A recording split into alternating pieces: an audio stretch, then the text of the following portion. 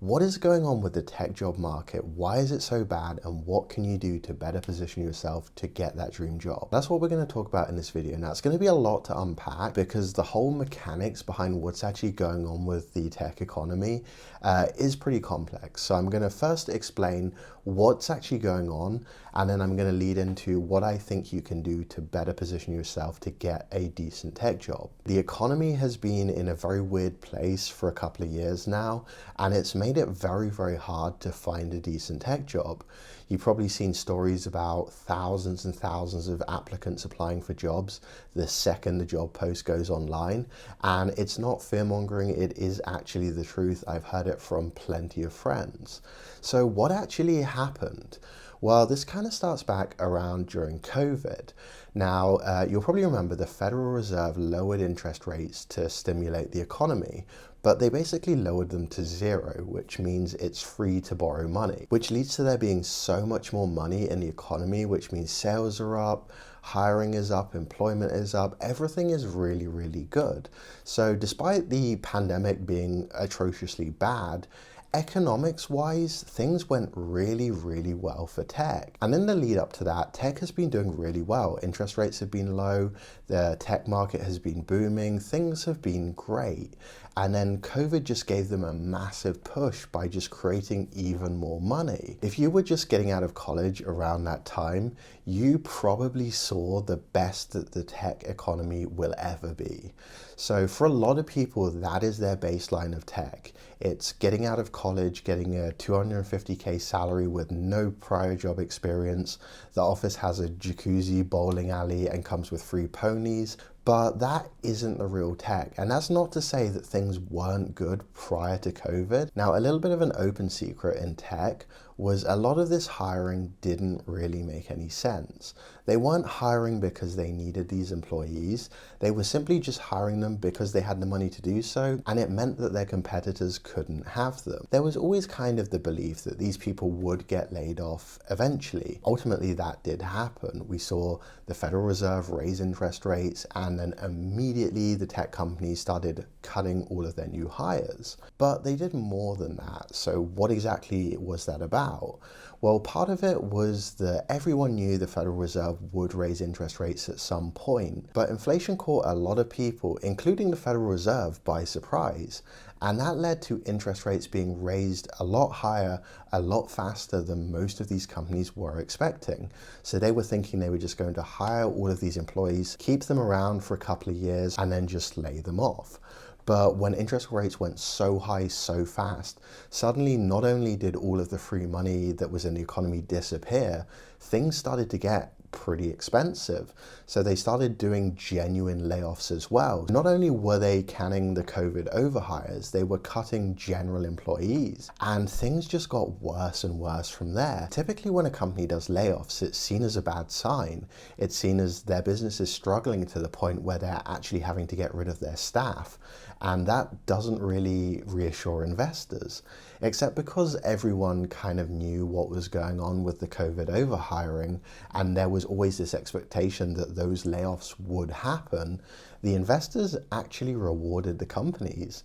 The stock prices went through the roofs as soon as they started announcing layoffs. So with layoffs being incentivized, there was really no reason for them not to just lay off anyone they wanted to. And that's kind of where AI comes in. Now, I'm not going to say what you think I am, because a lot of people have been speculating that companies are replacing employees with AI. And let me tell you, it's not happening. AI is not at a point where it can replace even the worst of employees. There are some executives out there who are convinced AI is way more capable than it is and are trying to replace their employees with it, but no serious tech companies are actually doing that. However, what is happening is AI is this shiny new toy for a lot of tech companies, and they want to go chase it. And that's led to a lot of companies actually gutting like working business models in order to go and chase the AI hype. So they're going and hiring experts in machine learning and then firing very competent employees from other divisions simply because it is an AI. And a warning I would like to put out here is I don't think AI is going to go the way they think it's going to go. I'm thinking we're actually in a bubble, quite similar to when we saw companies just putting blockchain in whatever they could find. And that's not to say I don't think the AI technology is going to continue to improve. I just don't think the hype actually justifies where the technology is or where it's going to be in 5 years' time. So I wouldn't go throwing away your intended career path to go and learn some machine learning nonsense in order to like reposition yourself as an AI engineer. I would recommend just kind of keeping at whatever it is you want to do and just waiting for some of this AI honestly stupidity to just blow over. Okay, so with layoffs galore and all of these companies chasing this shiny new AI toy, what can you do to better position yourself to get that dream job? Well, there's a couple of things.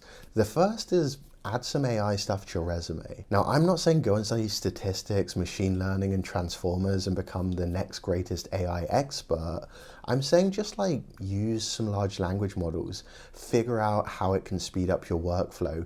Definitely don't become reliant on it. I've been using ChatGPT personally, and I have been absolutely trolled by some of the errors it's made.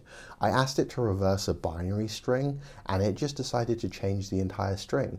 And it took me several hours to notice. So don't go becoming reliant on ChatGPT for your skills, but do find a way to get some AI buzzwords onto your resume, like prompt engineer or whatever nonsense they're scanning for these days, because it just gives you a little bit of an edge. Now, another thing is if you're applying only to big name tech companies that everyone has heard of, just know that absolutely every other candidate is doing that. And not only that, but most of those companies have just done massive layoffs. So not only are you competing with thousands, tens of thousands, and maybe even hundreds of thousands of other applicants, you're also competing with people who have been laid off from big tech. They have potentially decades of experience and have worked in big tech before. So they're going to be preferred over, say, someone who's just got out of college and doesn't have work experience yet.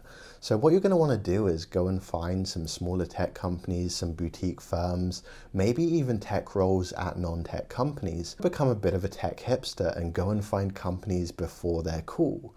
And that does actually have the added benefit of if that company takes off and you got stock options, then you could be doing very, very well for yourself. Essentially, just what you want to be doing is diversifying the pool of companies you apply to. Now, this is obviously going to require you to do a lot of research in order to find what else is out there other than big name companies that everyone has heard of.